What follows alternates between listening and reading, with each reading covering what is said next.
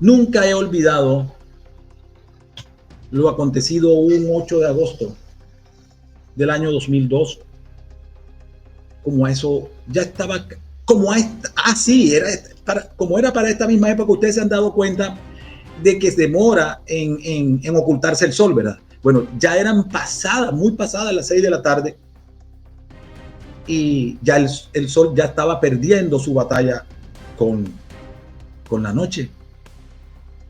Y eh, la doctora Olga Lucía Vergara Vaquero, yo nunca conocí a esa joven, pero cuando vi su foto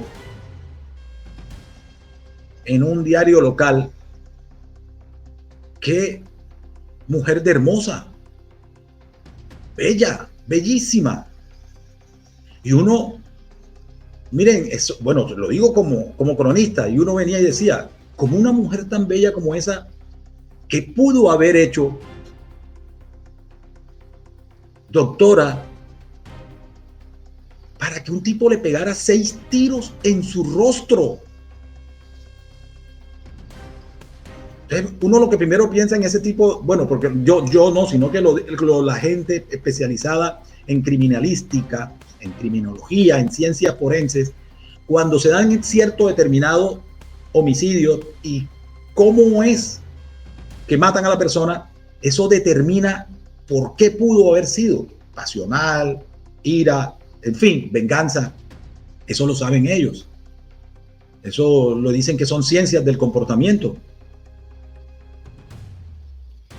Y como, mire, bueno, como es esta ciudad, pero gracias a Dios para esa época no existían redes sociales como ahora, ¿sí? Como estas plataformas que conocemos ahora, empezó una serie de consejas a salir con respecto al homicidio. Y esto me hace recordar cuando mataron a esos pastores en Aguachica, Cesar, creo. Y que todo el mundo empezó, aquí sí había redes sociales, a acabar con todas estas personas. Bueno, y si quieren venirse más cerca, miren todo lo que se han puesto a decir del atentado criminal que acabó la vida de este aspirante presidencial Uribe Turbay. Bueno, ya en el 2002, en agosto de 2002, ya era, eso era boca a boca. Ni siquiera un pasquín, era boca a boca. En los restaurantes, en los bares, en los clubes, era. Y aquí sí voy a contar algo. ¿Qué había detrás en ese momento? El papá de ella era un hombre muy mayor, pero muy rico. Tenía una nueva señora, no se habían casado. La señora tenía un almacén hermoso, chiquitico, y vendía muchas antigüedades. Yo me acuerdo que ahí compré un reloj antiguo, porque me gustan las antigüedades, algunas cosas. Entonces yo iba mucho allá. Quedaba en la 31 y 30 con segunda, yendo de norte a sur a mano izquierda. Las personas que conocen Montería y que conocen ese centro saben y deben de acordarse de ese almacén de ahí. ¿Qué empezaron a decir? Vea, mire, sin conocer el derecho. Hay algo en derecho que se llama conmoriencia, o sea, que es establecer el orden de los muertos, de quién murió primero, para cuestiones sucesoriales. Los ejemplos más grandes son los accidentes aéreos. Establecer quién murió primero, no puedes saberlo. Entonces se establece que el adulto, que el niño, que el niño muere de último. Bueno, en fin, hay una serie de teorías sobre eso. Y permítame un paréntesis aquí. Aquí hubo un crimen en Bogotá muy famoso, de gente muy rica en Bogotá, pero que venían como que de los llanos, eso, y se fueron para Bogotá y sus negocios de comercio, de abarrotes, los hizo muy ricos. Y lo mismo, el señor se separa, tiene 5 hijos, se va con otra señora, tienen una niñita, y todos estos piensan que quieren todo y que hay que acabar con esa vieja y con la niñita. Y entre los 5 hijos habían médicos y metidos en ese homicidio. Eso se demostró, fue portada de la revista Semana. Está la mamá con la niñita esperando el transporte del bus para el colegio. Y llegan unos tipos en una moto y empiezan a disparar, pum, pum, pum, pum, y dan por muerta a la niña, que sí muere allí en los hechos, y se supone, se cree, ellos creen que la mamá murió, pero resulta que la mamá le sobrevive a la niña por muchas horas. Y bueno, y vino todo un lío y ahí capturan a todo mundo, a todas las personas ahí las capturaron. Ahí sí es verdad que de los pocos casos para decir que capturan a los autores intelectuales, que no se llama así, pero a mí me gusta decirlo así. Bueno, cierro ese paréntesis y acá entonces empezaron a decir que esa señora, esa pobre señora tan buena de la del almacén, había tenido que ver con eso. Mire, yo no salía de mi asombro, yo decía, esto es imposible. Nunca va a pasar eso. Pero eso es la justificación de las personas acá por algo que suceda. Es que algo tuvo que deber. Es que esta sociedad se maneja por esos dichos. Es que algo tuvo que ceder. Es que las debía. ¿Quién sabe qué hacía? A mí me decían que lo veían por la noche por allá por tal calle. Árbol que nace torcido nunca endereza. Ese era su día. Ese era su destino. Huevonadas de esas. Bueno, estaba evitándola decirla toda la semana, pero ya se me fue. Perdónenme y excúsenme. Que eso propio de la mediocridad, de mantenerse en el rebaño de la mediocridad y en el rebaño de la envidia y del resentimiento. Y esto me golpeó tanto que yo decidí escribir e investigar eso. Miren la fecha cuando eso sucede, agosto del año 2002. Era muy cercano a Carlos Castaño, estaba terminando mi libro Crónicas que da miedo contar, que salía un año después, porque él se lanza en agosto de 2003. Y yo vengo y lo pongo en conocimiento de todo esto. Delante de mí llama a Huelva, que era Castaño se llamaba de acuerdo al que tuviera el radio, o a su jefe de seguridad ese día o esa semana. Esos días era Huelvas, ya fallecido. Lo asesinaron en Caucasia, cuando la guerra de las bandas esas. Huelva, llámeme a Julio, porque así le decían a Salvatore Mancuso. Porque el que manejaba el radio era Julio, o el que si me lo manejaba alias Guateque, entonces decían, llámenme a Guateque, pero más que todo decían Julio. Y le dice, ¿qué fue lo que pasó en Montería con esa muchacha? ¿Qué problemas tenía con nosotros? Y le dice, comandante, estoy como usted, estoy averiguando, no tenemos idea de eso. Y si supiera toda la gente de Montería que está llamando y está mandando razones porque están sorprendidos, consternados con eso. Que era, todo el mundo habla de que era una gran doctora y una gran trabajadora. No se sabe. Estamos en eso. Empiezan a investigar, empiezan a apretar. Ya ustedes imagínense qué es apretar. Resultado de la operación. ¿Quién hace? Carlos Andrés López Dumar.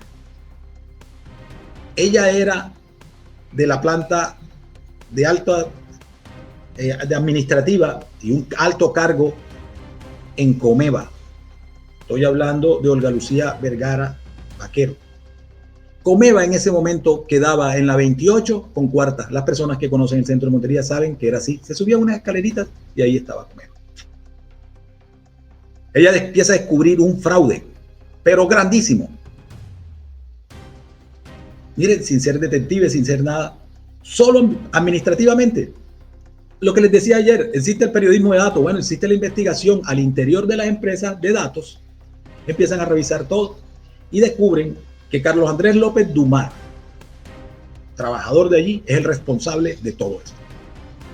¿Quién es Carlos Andrés López Dumar? Ojo, los delitos no son consanguíneos, pero hago la salvedad porque ya voy hacia la columna, porque él era hijo del profesor Luis López de Mesa, una persona muy respetada en la ciudad de Montería. Era de izquierda, pero era un tipo decente. No era como la izquierda de hoy en día, de los progresistas de hoy en día. Militó en el Partido Liberal, después se fue para los movimientos de izquierda, fue rector del Colegio Nacional José María Córdoba durante muchos años, y cuando fue rector esto pasó. Y yo hago una columna que se llama Entre lo moral y lo ético. Columna que no me publicaron en el periódico donde yo normalmente escribía mis columnas de opinión, pero el Universal, aquí sí se lo agradezco públicamente, y aquí está agradecido públicamente en el libro a Nidia Serrano, que sea la oportunidad para decirlo nuevamente. Ella dijo, no, dame el artículo, que nosotros sí lo publicamos, y lo publicaron al día siguiente. Permítanme decírselo cómo empezó. Regálenme hoy que me pase un momentico, pero yo se los prometí y no quiero terminar sin terminar. Excúsenme que es que a veces se bloquea algo aquí, tengo que desbloquearlo. Entre lo moral y lo ético. Cuando el jueves 8 de agosto Roberto Carlos Morales Renal le descerrajó 6 tiros que acabaron con la temprana vida de la doctora Olga Lucía Vergara Vaquero, me hago una pregunta que no me ha dejado de inquietar. Si bien es cierto que en Colombia la legislación no permite que la responsabilidad penal pase de padres a hijos o de hijos a padres por hablar de este grado de consanguinidad, me pregunto si el profesor Andrés López Mesa, padre de Carlos Andrés López Dumar, autor intelectual del horrendo crimen, debe seguir siendo el rector del Colegio Nacional José María Córdoba. Y vengo y hago una serie de planteamientos allí, en el sentido de que yo vengo y digo, este joven estudió, fue a una universidad. Toño, yo conozco muchos profesionales que son corruptos, que son bandidos, sí. Una cosa es la corrupción y otra cosa es que tú ordenes un crimen como este. Hay una diferencia muy, muy grande. Y en eso, esto no se trata de esa discusión. Ambos son delitos. Por eso es que un hurto es agravado y el otro hurto es un hurto simple. Tú no puedes dar la misma condena por eso ni decir que es lo mismo. Ah, que es hurto, sí. Pero son diferentes los de los dos que estamos hablando. Lo digo porque las personas siempre quieren hacer esto. Entonces, yo vengo y digo, este joven recibió toda la educación de su padre, y estoy seguro para que no fuera delincuente. ¿Qué está pasando? Es la pregunta que yo me hago. Y miren, me la estoy haciendo en el 2002. ¿Qué está pasando con nuestra juventud? Que se está yendo hacia el crimen. 2002. Estamos en 2025. O sea, 23 años, creo. Bueno, entonces, ahí vengo y hago ese planteamiento. Es un planteamiento largo, en donde hablo de todo esto. ¿Qué sucede? Esto lo estoy documentando y es verdad, y tengo todas las fuentes. Futuro trabajo.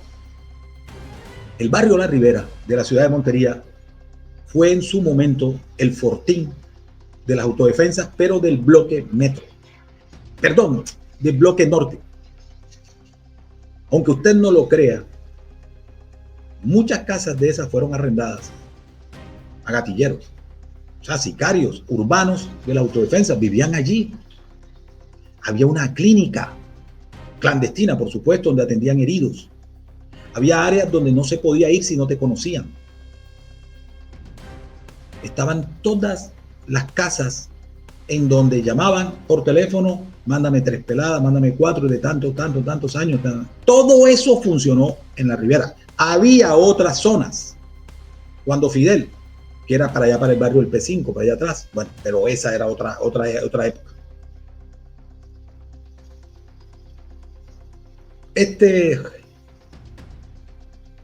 López, el que trabajaba en Comeva, que ordena el crimen, era muy cercano a toda esa gente de los urbanos de la autodefensa, en especial de uno que le decían alias el zurdo.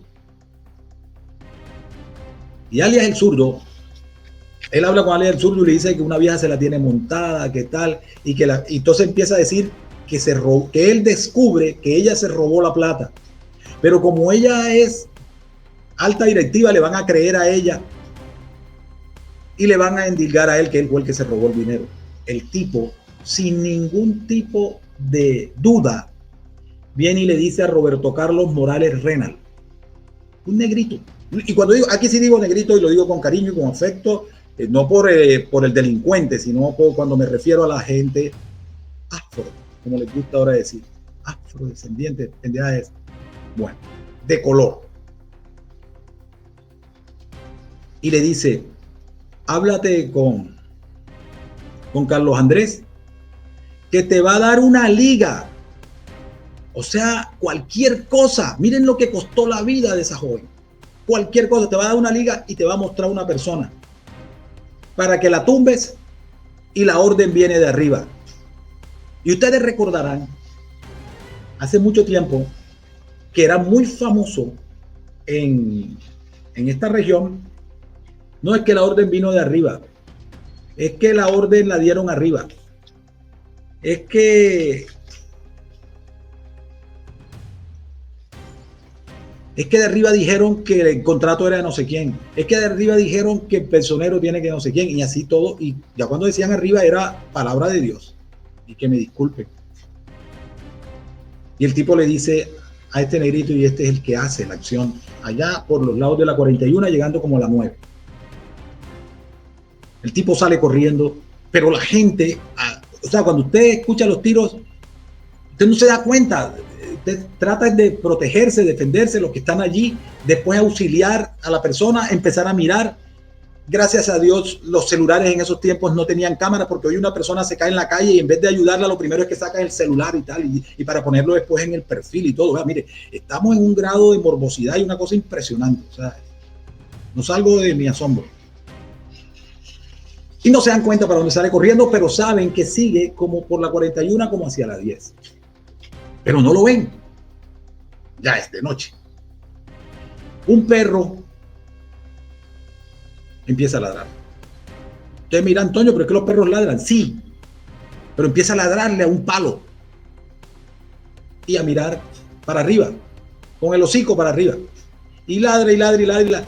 Le causa curiosidad a la gente, y la gente va y se acerca y mira, y está el tipo encaramado allá. Y llega todo ese poco gente. El tipo sí tenía una pistola, pero ¿a cuántos iba a matarlo? Iban a linchar. Y el tipo se queda allá arriba hasta que llega la policía. La policía llega y ya el tipo sí se le entrega a la policía. Y cuenta toda la verdad.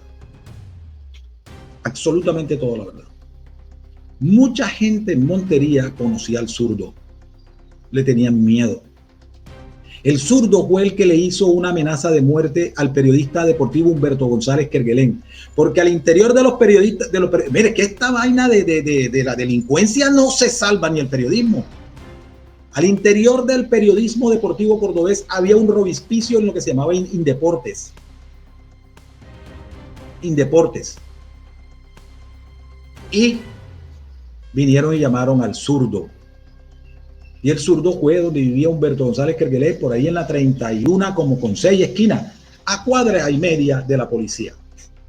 El tipo fue, le pateó la puerta, él abrió y le dijo, como te sigan metiendo con Álvaro Díaz Arrieta, te voy a matar.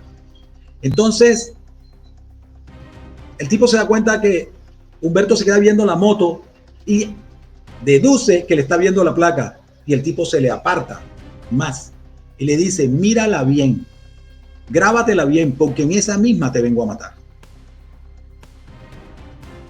Yo trabajaba en una campaña Congreso y la oficina quedaba, creo, si mal no estoy, en la 26 con primera y segunda, o era en la 23. Bueno, no lo recuerdo ahora mismo, eso fue hace muchos años. Bueno, esto fue antes, o sea, esto que le estoy diciendo de los periodistas fue como en el año 2000. Y llega Humberto González muy asustado, pero muy asustado, y me dice, Toño, me pasó esto, me van a matar, ayúdame, ¿qué hago? No he pensado en nadie, sino vine a ti. En ese momento, él ¿con quién llega? Llega con Happy Lord, el campeón del mundo. Yo le digo, déjame hacer una llamada, si me contestan, pero eso es una lotería. Yo nunca utilizo la palabra urgente, digo importante. Ya voy a terminar. Y dije, al que contestó, que sabía que era un radiooperador, le dije, ¿le puedes decir a Julio que es urgente que me reciba? Y le dije, yo no uso la palabra urgente, pero por tercera vez te lo digo, es urgente. Ya voy. se escucha, se alcanza a escuchar por el radio, que el tipo está en el radioteléfono diciéndole a otro que le dice, Julio, mire, que me están llamando por una línea tal, línea de 500, creo que digo, algo así. Él dice, digan que vengan ya. Podrían ser como las 2 de la tarde. Llegamos a una finca, no voy a decir el nombre de la finca, pero todo esto yo lo he narrado y se va a narrar con más aliento próximamente. Y llegamos allá y Salvatore Mancuso sale y le dice, ¿cuál es el problema que tú tienes? Los que conocen a Salvatore Mancuso saben que es de un humor bien ácido, bien negro. Eso saluda a Happy, recuerdan algunas anécdotas de pelado y grita, hey Guateque, tráeme el satelital, y le llevan un teléfono satelital. Y ahí, delante de Humberto González Kerguelen, delante de Guateque, delante de Happy Lora, delante mío y delante de otra persona que no voy a mencionar, llamó al zurdo y le dijo, ¿te acuerdas de la vuelta tal de no sé qué del periodista? Esa vuelta queda abortada. ¿Me estás oyendo? Queda abortada. ¿A quién llamó? Al zurdo. Para que más o menos ustedes se den cuenta que ese día le di gracias a Dios por muchas cosas. Por muchas cosas. Y por haber hecho ese acto humanitario que hice. Nos regresamos. Humberto iba temblando y dando las gracias. Le dije, no, mi vale, dale las gracias a quien tienes que dárselas. Mira, allá arriba, Dios. Y arreglen ese problema. ¿Por qué hago esta referencia para decirle quién era el zurdo? Bueno, al zurdo, ese zurdo tumbó mucha gente de gatillo en Montería. Lo matan. Pero antes de matarlo, lo apretaron. Y lo tiraron donde siempre han tirado todos los muertos en Montería, antes de la autodefensa, durante las autodefensas, antes de la guerrilla, durante la guerrilla, después de la guerrilla. Aunque después de la guerrilla no lo puedo decir porque todavía existe. En Los Pericos, la vía Los Pericos. Ese era el botadero de muertos de Montería. Ahí lo tiran. El Carlos Andrés López se va para Cúcuta porque era amigo de los urbanos de Cúcuta que controlaban Cúcuta y la Gabarra. Él creyó que allá iba a estar bien. Dan la orden desde aquí, sí, desde arriba, y lo matan.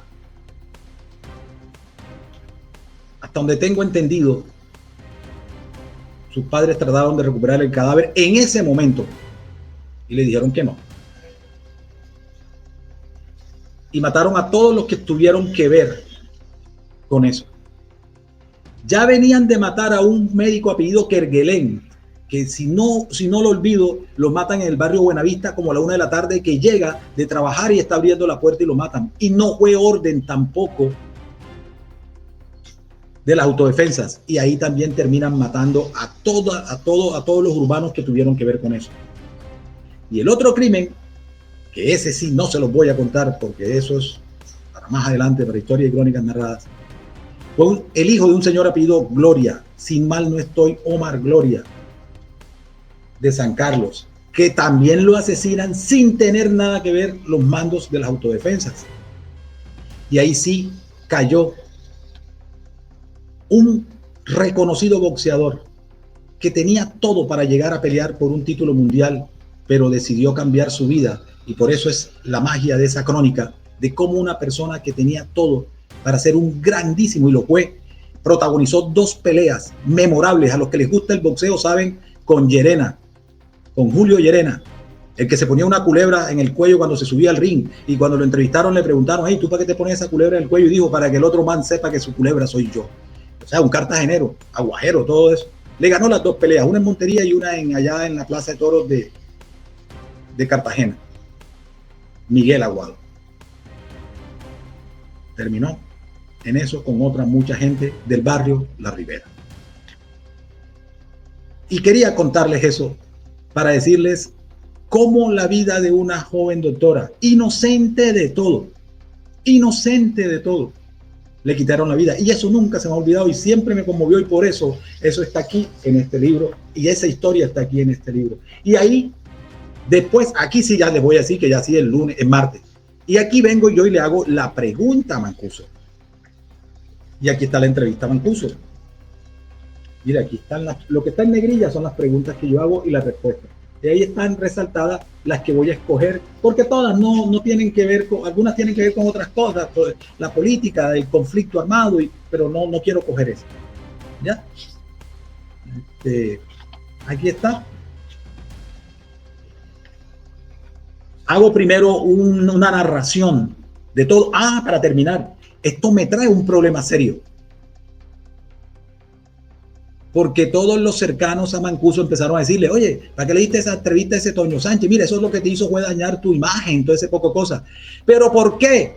Porque dos reconocidos hermanos, que eran los amos y dueños de la Liga de Tiro, tenían que ver con todas las irregularidades que se descubrieron ahí en Indeportes.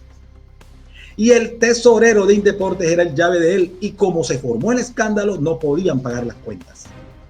Es que esto todo tiene, o sea, ustedes no crean que el sol se oculta porque sí, que en Montería no, y son de reputada familia.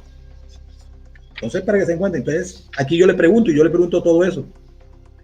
Hay ruedas sueltas en su organización. Algunos alcaldes dicen que no pueden trabajar porque ustedes los tienen amenazados. Eso, pero ustedes se encuentran en el año 2000 lo que preguntaba uno. No, que los periodistas estaban en silencio, que no decían nada. Ahí están esas preguntas. Yo le pregunto, muéstrenme un periodista de Córdoba, otro, sin ningún tipo de modestia, que haya hecho estas preguntas y que le haya preguntado esto a Salvatore Mancuso en el año 2002, cuando se decía en Tierra Alta y en donde tenía influencia el Bloque Norte, que no se caía una hoja, si no era la voluntad de Dios, si no era la voluntad de Santander Lozada, que era el nombre de combate de Salvatore Mancuso.